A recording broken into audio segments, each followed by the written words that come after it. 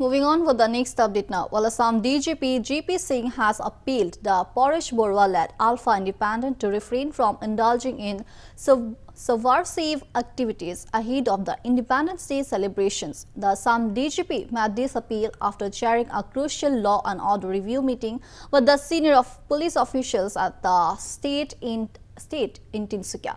GP Singh also reviewed the security preparedness for the ensuing Independence Day celebration on 15th of August. He also claimed that there is a presence of Alpha Independent militants along the Assam-Arunachal Pradesh border areas. While warning of a possible Alpha Independence Day, the Assam DGP stated that efforts are underway to neutralize the Alpha Independent presence in the Assam-Arunachal border. He said that the state police is on high alert to avoid any untoward incident.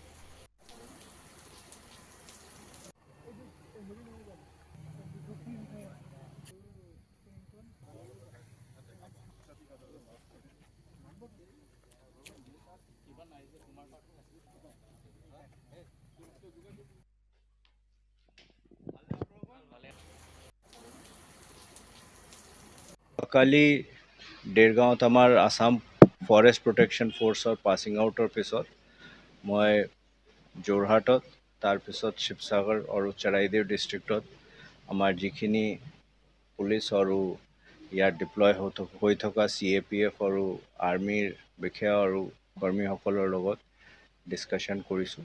এতিয়া আপোনালোকে চবে জানে যে 15 আগষ্টত আমাৰ independence day celebration হ'ব। তাৰ বাবে যিখিনি প্ৰিপাৰেশ্যন আমাৰ ফালৰ পৰা হ'ব লাগে এইখিনি ৰিভিউ কৰা হ'ল।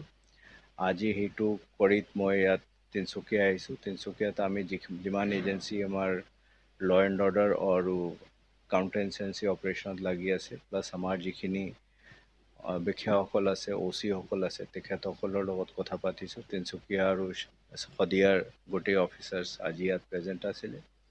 ইয়াৰ পিছত আমি ডিব্ৰুগড় যাম, ডিব্ৰুগড় ৰিভিউ কৰিম। উজনি অসমৰ যিখিনি আমাৰ ডিপ্লয়মেণ্ট আছে, যিখিনি আমাৰ ল এণ্ড অৰ্ডাৰ মেচিনাৰী আছে, সেইটোৰ লগত আমি আলোচনা কৰিছোঁ।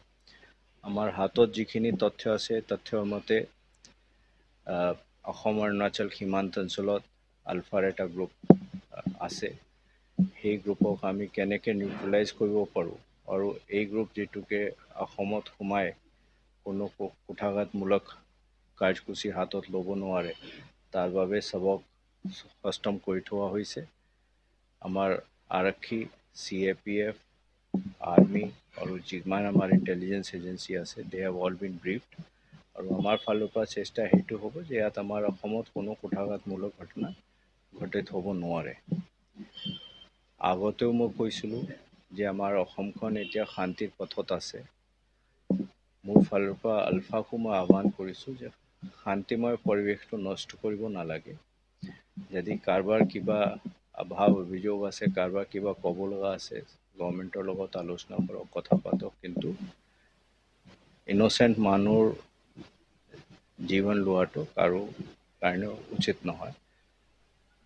আমাৰ ফালৰ পৰা আমি সষ্টম হৈ আছোঁ। আমি অল পচিবল একশ্যনছ আমি যিখিনি আছে আমি লৈ আছোঁ। While security forces in Assam are conducting raids to thwart any possible attack by the Alpha Independent on Independence Day, temporary camp have been destroyed at Tinkupani forest area in Jagun. Objectionable items from Myanmar have also been recovered in the camps. However, no Alpha Independent cadre has been arrested during the raids.